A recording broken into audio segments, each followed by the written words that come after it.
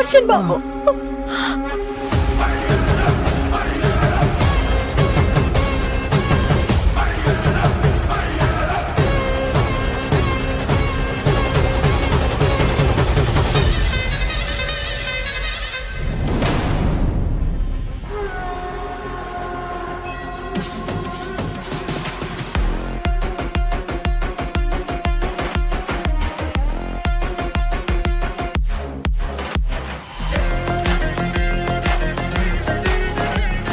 చాలా మంచి పని చేసావు బాలిక.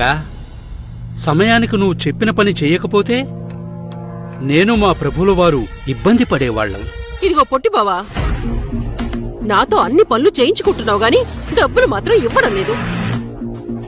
మీకోసం ఎంతో రిస్క్ చేసి అర్జున్ పడిపోయేలా చేశాను తెలుసా?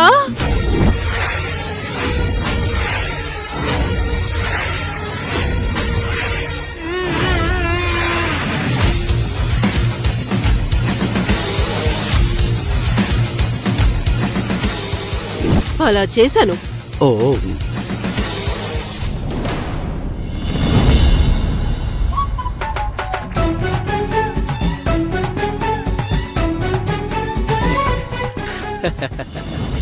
అర్జున్ బయటికి వెళ్ళటానికి రెడీ అవుతున్నాడని తెలిసి ఈ పని చేశాను.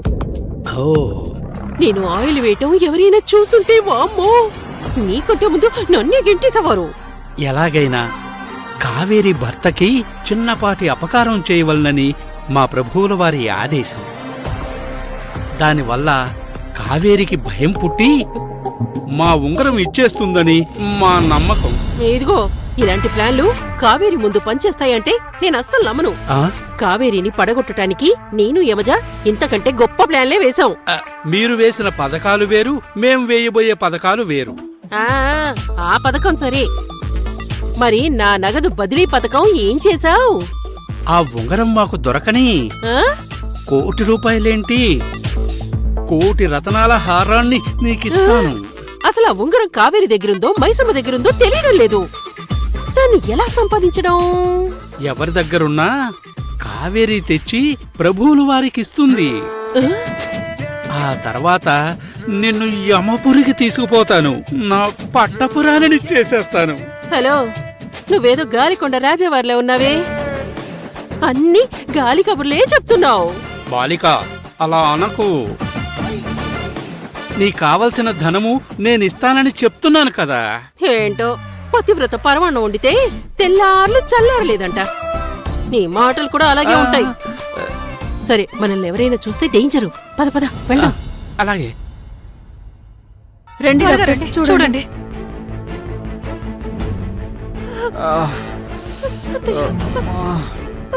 డాక్టర్, ఏం పర్వాలేదు కదా? హాస్పిటల్లో జాయిన్ చేయాలా? ఎలా జరిగింది? అది దిగుతుంటే స్కిడ్ అయ్యాను డాక్టర్, నొప్పిగా ఉంది.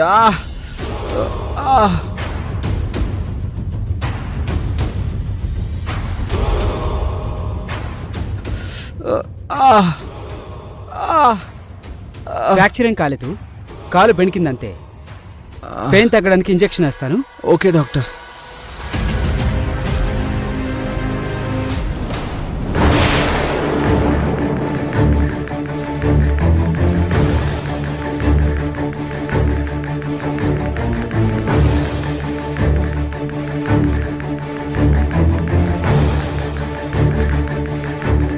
ఇప్పుడు ఎడమకాలు పెట్టి నీ ఇంట్లోకి వెళ్ళబోతున్నాను. చిన్ముద్రికని నీ చేత్తో నువ్వే ఇచ్చేలా చేస్తాను చూడు.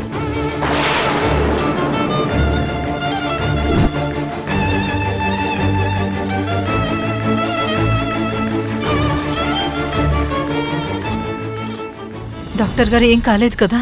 ఏం కాలేదండి, కొన్ని రోజులు రెస్ట్ తీసుకుంటే సరిపోతుంది. ఈ టాబ్లెట్స్ వాడండి. డాక్టర్, ఏం పర్వాలేదు కదా? కావేరి, పర్వాలేదని చెప్పారు కదా, ఎందుకంత టెన్షన్ పడుతున్నావు? నువ్వు నా పక్కనుండగా నాకేం కాదు. కావేరి, భయపడకమ్మా. డాక్టర్ గారు ఏం పర్వాలేదని చెప్పారు కదా, ధైర్యంగా ఉండు. ఆయన రెస్ట్గా ఉంచండి. ఈ టాబ్లెట్స్ టైంకి వేయండి, సరిపోతుంది. అలాగే డాక్టర్ గారు.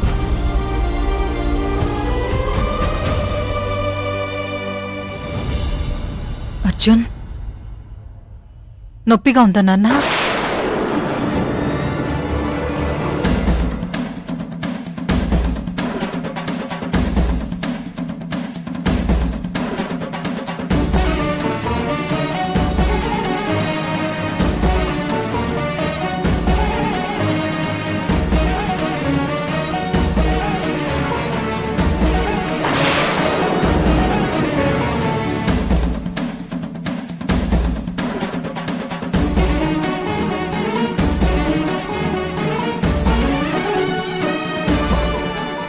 ఇదంతా యమధర్మరాజే చేస్తుంటాడు.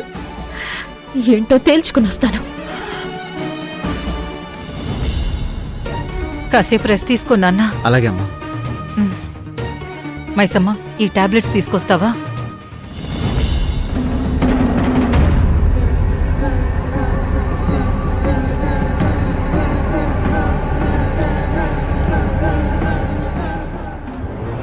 స్వామి, నువ్వు ధర్మరాజువి కదా, నీకిది న్యాయమా?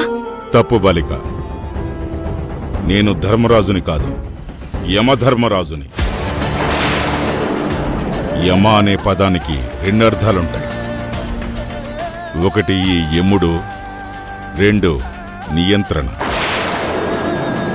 నియంత్రణ అంటే జనన మరణాల నియంత్రణ. మృత్యుదేవునైన నేను ఇక్కడ ఉండిపోవటం వల్ల లోకంలో జనన మరణాలు ఆగిపోయాయి. సృష్టి నియమం సక్రమంగా జరగటం కోసం మేము ఏమి చేసినా న్యాయమే. అందుకని నా భర్తను అలా పడేస్తావా? నీ భర్త పడిపోతేనే నీకంత బాధగా ఉంది కదా, మరి చిన్ముద్రికను నీ దగ్గరే పెట్టుకుని నన్ను ఇబ్బంది పాలు చేస్తున్నావు. మరి నాకెంత బాధగా ఉంటుంది. స్వామి ప్లీజ్, నా భర్తని ఏం చేయకండి. నేను ఆ చిన్ముద్రికని ఇచ్చేస్తాను. కుదరదు.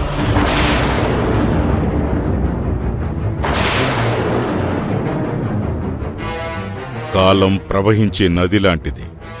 అది ముందుకే గాని వెనక్కి రాదు. కాలం తీరిన మానవులందరూ వెళ్ళిపోవాల్సిందే. నీ భర్తను మాత్రం చిరంజీవిని చేస్తానని నేను నీకు మాటివ్వను. నువ్వు చిన్ముద్రికని ఇవ్వకపోతే ఇలాంటివి ఇంకా చాలా జరుగుతాయి. ఇది అన్యాయం స్వామి. న్యాయాన్యాయాల గురించి నువ్వు నాకు చెప్తున్నావా?